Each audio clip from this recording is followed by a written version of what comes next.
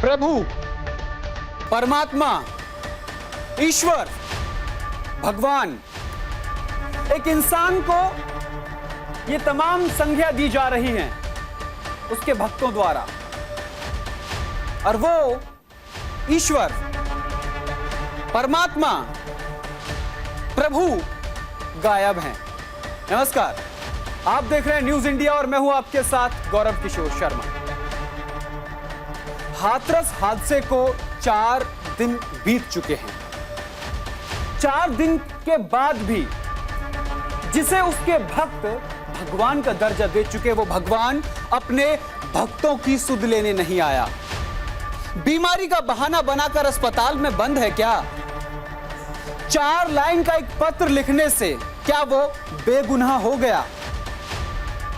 Police आश्रमों की छापेमारी कर रही है, बावजूद इसके बाबा मिला नहीं है। इसीलिए आज मैं ये लेकर आया हूं न्यूज इंडिया पर, कहां छिपा है बाबा।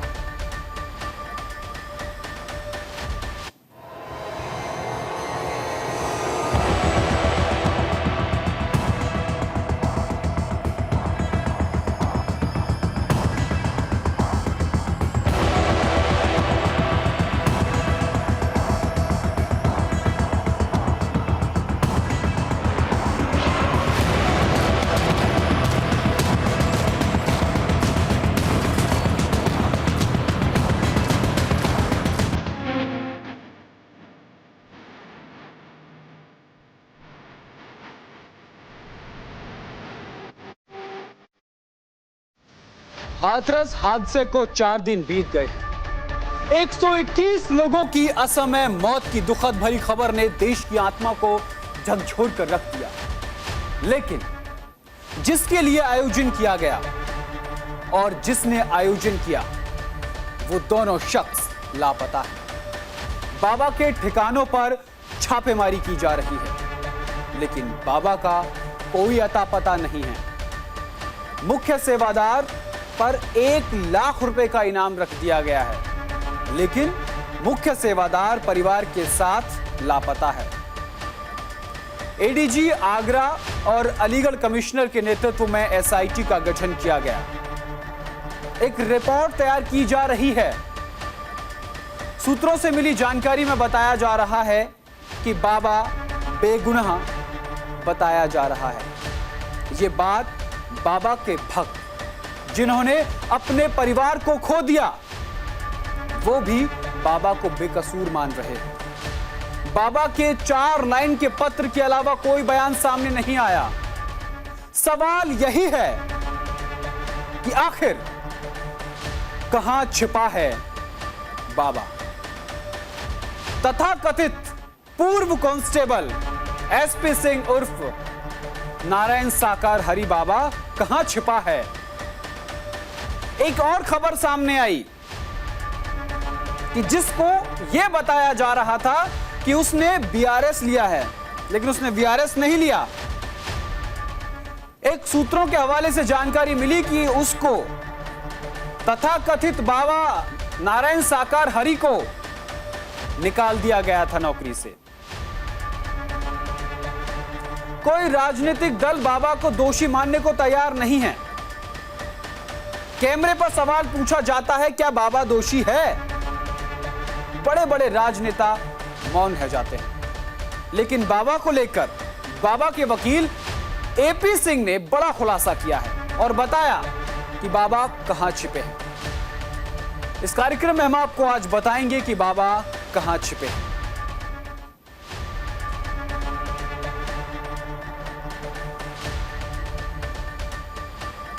उत्तर प्रदेश के हाथरस में भोले बाबा के सत्संग में भगदड़ मामले को लेकर एसआईटी की रिपोर्ट आ गई है। उत्तर प्रदेश के डीजीपी प्रशांत कुमार और मुख्य सचिव मनोज कुमार सिंह ने आज यानी शुक्रवार सुबह मुख्यमंत्री योगी आदित्यनाथ के सरकारी आवास 5 कालिदास मार्ग पर पहुंचे और मुख्यमंत्री से मुलाकात की। और ऐसा बताया जा रहा था कि एक रिपोर्ट सौंप दी गई है, कोई प्राइमरी रिपोर्ट है, जिसका आज हम अपने इस खास कार्यक्रम में जिक्र करेंगे। प्राइमरी रिपोर्ट मीटिंग के दौरान सौंप दी गई है। एडीजी आगरा और अलीगढ़ कमिश्नर के नेतृत्व में एसआईटी की ये जो रिपोर्ट तैयार की जा रही है, इसके कुछ प्राइमरी बिंदु निकलकर सामने आए हैं।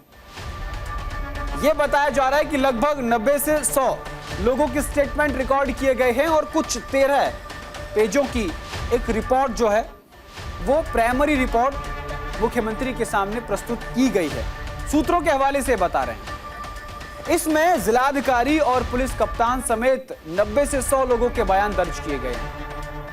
एसआईटी की टीम ने पूरे हादसे की वजह और इतनी भीड़ को लेकर प्रशासनिक अधिकारियों से लेकर आयोजन से जुड़े तमाम लोगों और सेवादारों से बात की। यानी कि प्राइमरी जानकारी में यह भी निकलकर सामने आया है कि प्रशासन को भी इस प्राइमरी रिपोर्ट में दोषी माना गया है। आपको बता दें कि तमाम जानकारी जो जुटाई गई उनमें से आज कुछ पॉइंट्स हम आपके सामने लेकर आए हैं, वो ग्राफिक के जरिए आपको बताएंगे कि योगी की टेबल पर हाथरस फाइल है। बाइट से आप लोग को विदित है, इस घटना के संबंध में ऑनरेबल पीएमओ द्वारा 2 लाख रुपए की धनराशि और माननीय उत्तर प्रदेश शासन द्वारा 2 लाख रुपए की धनराशि जो मृतक है उनको दी गई है। माननीय राज्य सरकार द्वारा घटना की विस्तार पूर्वक जांच हेतु माननीय न्यायमूर्ति श्री ब्रजेश कुमार श्रीवास्तव जी सर के नेतृत्व में जो सेवानिवृत्त माननीय उच्च न्यायालय की अध्यक्षता में श्री हेमंत राव सर जो कि रिटायर्ड आईएएस ऑफिसर हैं और श्री भावेश सर जो कि रिटायर्ड आईपीएस ऑफिसर हैं, उनकी सदस्यता में समिति गठित की गई है। इस संदर्भ में थाना सिकंदर हाउस में 2/7/2024 को अभियोग पंजीकृत किया गया था, जो कि भारतीय न्याय संहिता। तो खबर यह सामने आ रही है कि प्राइमरी जांच की एक हाथरस फाइल मुख्यमंत्री योगी आदित्यनाथ की टेबल पर रख दी गई है और उसमें भगदड़ की पूरी सच्चाई सामने आई है। उसमें कौन कौन से पॉइंट्स प्राइमरी रिपोर्ट में सामने आए हैं वो हम आपको ग्राफिक के जरिए बताएंगे कि कौन कौन से पॉइंट्स हैं जो सामने आए हैं। मुख्यमंत्री योगी आदित्यनाथ की टेबल पर हाथरस फाइल, भगदड़ की पूरी सच्चाई।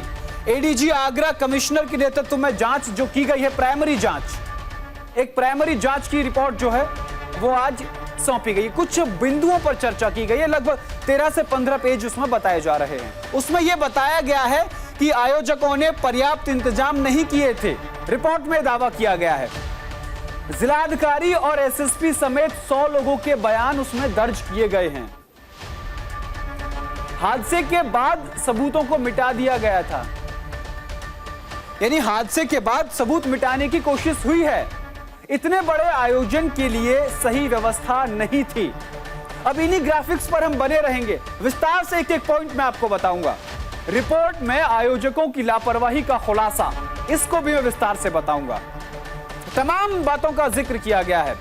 स्थानीय नेताओं की लापरवाही पर भी सवाल उठाए गए हैं, यानी किसका संरक्षण प्राप्त था आयोजकों को, उसका भी जिक्र। रिपोर्ट में राजनीतिक साजिश का इशारा किया गया है, जिस बात का जिक्र मुख्यमंत्री योगी आदित्यनाथ ने जब हाथरस विजिट किया था, हाथरस में उस घटना स्थल पर पहुंचे, उन्होंने साजिश की तरफ इशारा किया, वही बात निकलकर सामने आई।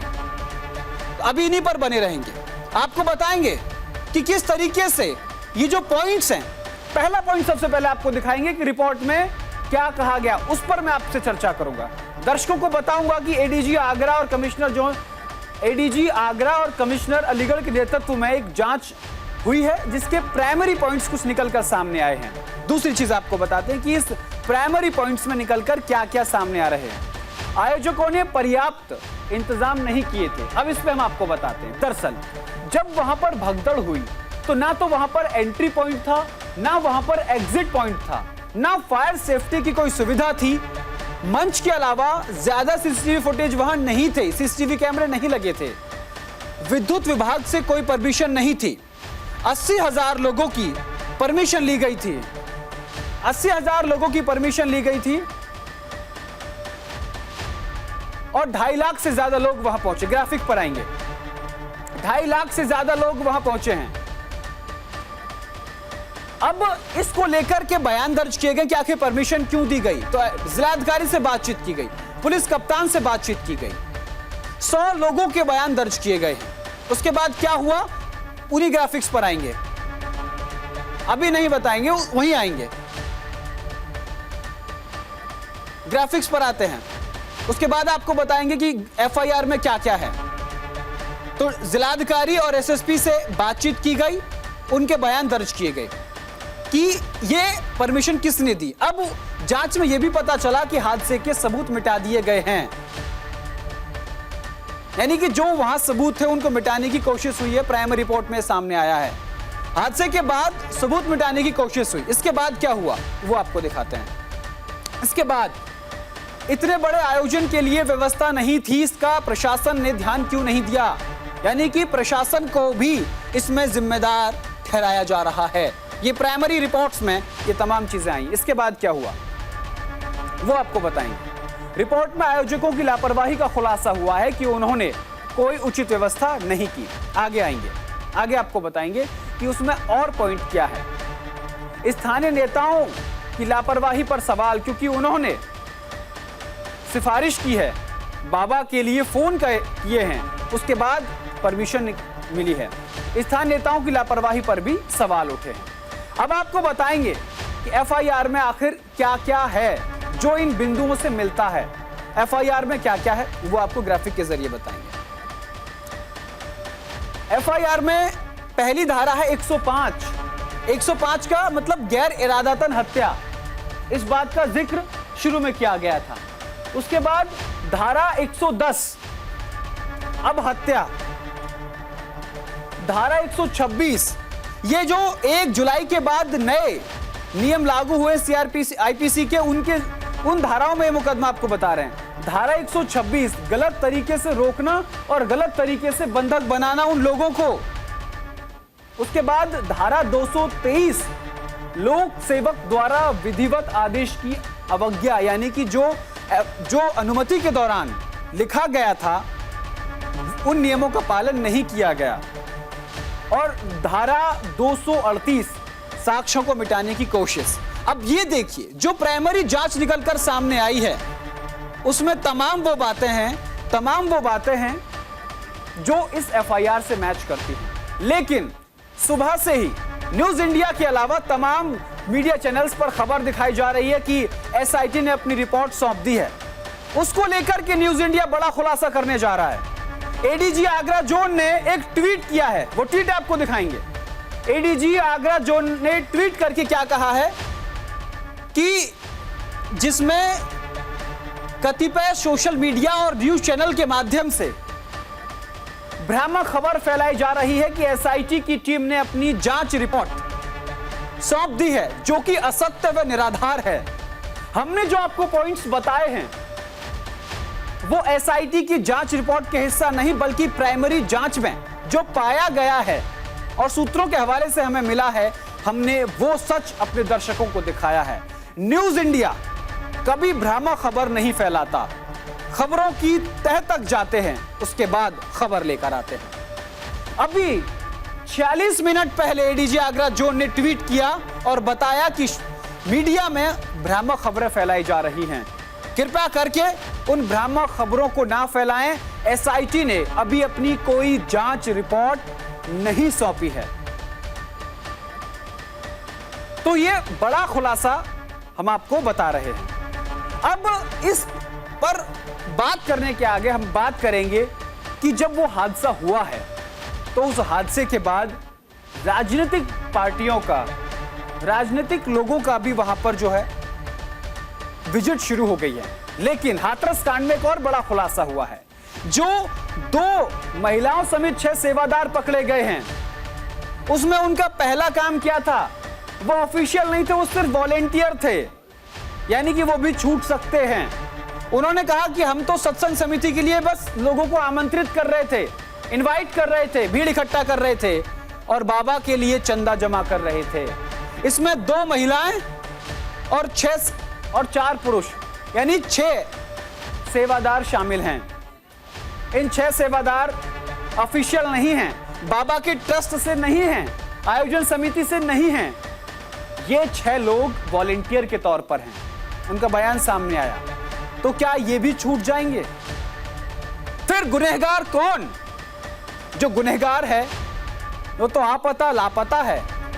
लेकिन जो खुलासा एपी सिंह ने किया वो भी हम आपको रिपोर्ट में बताएंगे। लेकिन उससे पहले कांग्रेस सांसद राहुल गांधी ने शुक्रवार यानी आज उत्तर प्रदेश के अलीगढ़ जिले का दौरा किया। हाथरस हादसे में जान गंवाने वाले लोगों के परिजनों से मुलाकात की, जहां उन्होंने पीड़ितों के परिवार से मिलकर उनका दुख जाना। इस हादसे पर सियासत जमकर हो रही है। पहले आपको अब हम ये सुनवाते हैं कि कांग्रेस हो, भारतीय जनता पार्टी हो, समाजवादी पार्टी हो, कोई भी राजनीतिक दल हो, उनके नेता क्या कहते हुए नजर आ रहे हैं। लेकिन एक बात जो सब में कॉमन है कि कोई भी बाबा को गुनहगार मानने को तैयार नहीं। सुनवाते हैं कौन नेता क्या कह रहा है।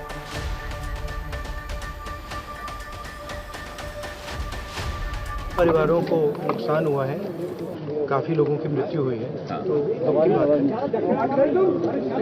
मैं इसको राजनीतिक प्रिज्म से नहीं कहना चाहता हूँ, मगर प्रशासन की कमी तो है जी, और गलतियाँ तो हुई हैं, तो ये पता लगाना चाहिए। और शायद सबसे ज़रूरी बात कि कॉम्पनसेशन सही मिलना चाहिए, क्योंकि ये गरीब परिवार है। वह बहुत दुखद है और संवेदनशील है, और उस पे घटना की पूरी तरह से तहकीकात की जा रही है। और जब तहकीकात के बाद जो तथ्य आएंगे उस पर निश्चित रूप से राज्य सरकार निगरानी रख रही है। दुख है इस बात का कि बड़े पैमाने पे लोगों की जान गई है, उसमें महिलाएं हैं, बच्चे हैं, और ज़्यादातर वो गरीब लोग हैं जो अभाव में जीते रहे हैं। और ये कार्यक्रम कोई पहली बार नहीं हो रहा था। इस तरह के कार्यक्रम समय समय पर उत्तर प्रदेश में जगह जगह पर होते हैं। दुखद ये है कि ऐसी घटना हुई है जिसमें बड़े पैमाने पर लोगों की जान गई है। ये पूरी तरीके से जिम्मेदारी प्रशासन और सरकार की रही। देखिए, हादसा तो हादसा ही होते हैं। सबरीमाला पे हो गया, हर जगह होता रहता है। जब कई बार ऐसी स्थिति बन जाती है, ज़्यादा भीड़ हो गई, आस्था इतनी थी भोले बाबा से लोगों को, इतने बड़े पैमाने पर भीड़ हो गई, और जब वो चले और पीछे लोग चले जैसा कहा जा रहा है, हालांकि अब तो ये जांच का बिंदु है, जांच चल रही, तो उसमें एक हादसा हो गया। गवर्नमेंट इसकी जांच कर रही है, जांच करने के बाद सारी स्थिति सामने आएगी। लेकिन हादसा है, ये कोई डिजाइन या किसी के द्वारा साजिश का रास्ता नहीं, जैसा कुछ लोग कहने लगे। राहुल गांधी ने वहां के लोगों से पूछा कि इस घटना में कौन जिम्मेदार है। यानी कि राहुल गांधी वहां पहुंचे तो सियासत भी देखने को मिली। वो साफ तौर पर यह कोशिश कर रहे थे कि लोग बोल दें कि राज्य सरकार जिम्मेदार है। क्या वो ऐसी कोशिश कर रहे थे? वहां पर उन्होंने ये जानने की कोशिश की कि इस पूरे हादसे के लिए जिम्मेदार कौन है। इस पर लोगों ने क्या कहा वो आपको सुनवाते हैं।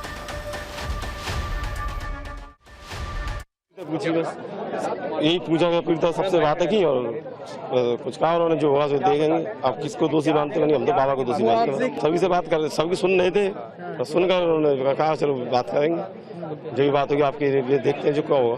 उन्होंने यही आके पूछा कि आप के घर से कौन जाता है, तो मैंने हम तो कभी जाते ही नहीं है, हमारी माता ही जाती थी। हम तो उनसे ही मना करते हैं, हम मानते ही नहीं किसी को, मैं किसी को मानता ही नहीं। मैंने कि हमारी माता ही कैसे साथ जाती आती थी। हम जो भी बात होगी कर लेंगे, भाई आपकी बात है सारी उठाएंगे वहाँ से। जी नहीं, उन्होंने ऐसा कुछ नहीं कहा, किसी के बारे में कुछ नहीं बोला। तो सुना आपने, राहुल गांधी को जवाब मिल गया कि हम भी गलत मानते हैं कि शायद इसके पीछे बाबा जिम्मेदार है। ये बात राहुल गांधी ने नहीं कही कि बाबा जिम्मेदार है, लेकिन लोगों ने बाबा को जिम्मेदार ठहराया। चलिए अब बात करते हैं आज के मुख्य बिंदु पर कि कहां छिपा है बाबा, यानी कि तथाकथित भोले बाबा, जिसके सत्संग में मौत का अंबार लग गया। और अब पुलिस से लुका छिपी का खेल भी शुरू हो गया है। हाथरस सत्संग भगदड़ कांड ने सबको झकझोर कर रख दिया। इस हादसे में अब तक 121 लोग जान गंवा चुके हैं। हाथरस में सत्संग आयोजित करने वाले साकार विश्व हरि उर्फ भोले बाबा उर्फ पूर्व कांस्टेबल जिनको पुलिस से निकाल दिया गया, एसपी सिंह, फरार हैं, लापता हैं, उनका पता नहीं है। 121 मौतों का जिम्मेदार बाबा कहां पर छिपकर बैठा है, पुलिस उसकी तलाश में जुटी है। लेकिन वकील एपी सिंह ने चौंकाने वाले खुलासे किए हैं। ये रिपोर्ट देखिए।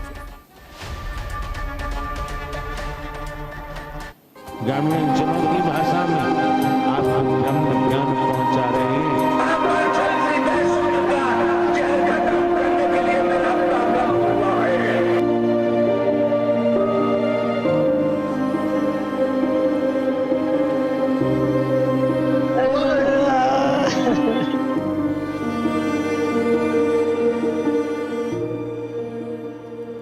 कहां छिपा है बाबा?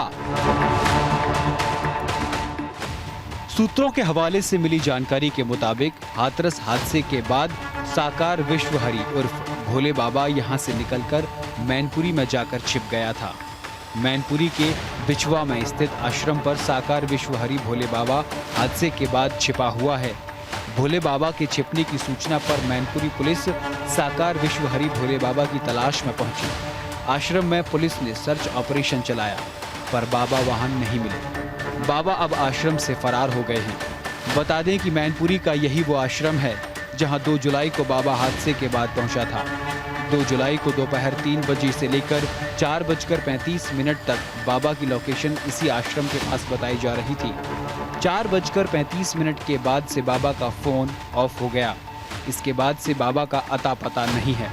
सूरजपाल को इस आश्रम के अंदर जाते हुए बहुत लोगों ने देखा, लेकिन बाहर आते हुए किसी ने नहीं देखा। लेकिन उसके सेवादार बता रहे हैं कि बाबा आश्रम में ही है। इस बीच बड़ा सवाल ये है कि बाबा अगर आश्रम में नहीं है तो फिर कहाँ गया?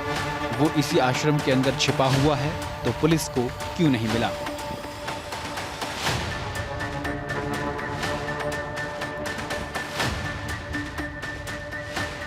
बाबा के ट्रस्ट के पीछे दफन है कई राज।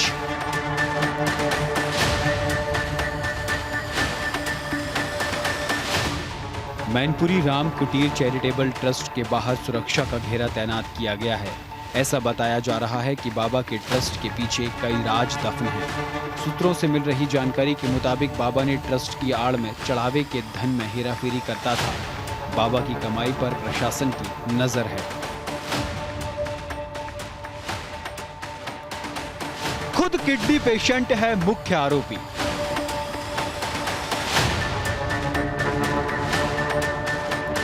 एडवोकेट एपी सिंह ने कहा कि उन पर जो आरोप लग रहे हैं कि वो बड़ी से बड़ी बीमारी ठीक कर देते हैं या उनकी धूल से बीमारियां ठीक हो जाती हैं, ये गलत है। उन्होंने कहा कि बाबा खुद किडनी पेशेंट हैं। उनकी एक किडनी निकल चुकी है। मेरे पास उनके पूरे डॉक्यूमेंट्स हैं।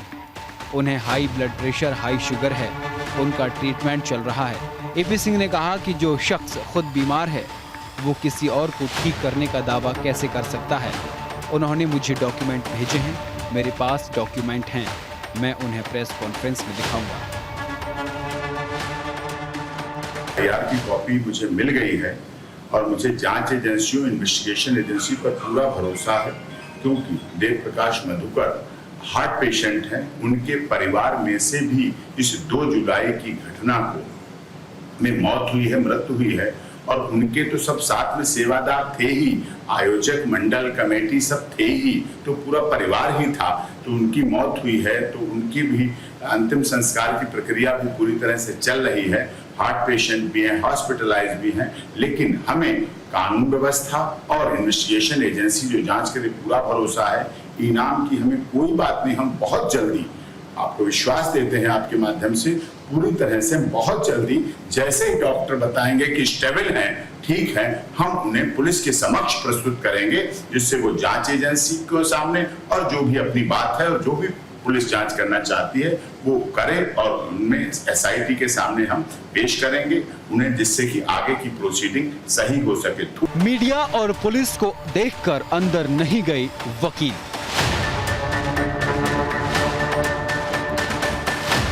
एपी सिंह को देखकर जब मीडिया ने उनसे आने के कारण पूछा तो वो अलग अलग बातें करते दिखे। इसी बीच पुलिस भी वहां नजर आई, जिसे देख वकील एपी सिंह वहां से भाग निकले। वकील गेट से अंदर नहीं जा पाए, उन्हें बाहर से ही लौटना पड़ा। एपी सिंह ने मीडिया से कहा कि मैं आप लोगों के बुलाने पर आया हूं, बाबा यहां नहीं है, इसीलिए उनसे मिलने क्यों जाऊंगा। न्यूज़ इंडिया के लिए गौरव किशोर शर्मा की रिपोर्ट।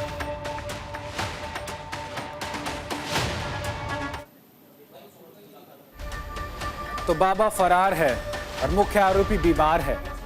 पुलिस छानबीन कर रही है, जांच पड़ताल कर रही है, लेकिन ना तो बाबा का पता है और ना ही मुख्य सेवादार का कोई अता पता। लेकिन देखना होगा कि बाबा और मुख्य सेवादार कब तक हाजिर होता है और बाबा का सुराग कब पता चलता है। फिलहाल के लिए कहाँ है बाबा, मैं मेरे साथ सिर्फ इतना ही। अपना बेहद ख्याल रखिएगा और देखते रहिए न्यूज़ इंडिया। नमस्कार।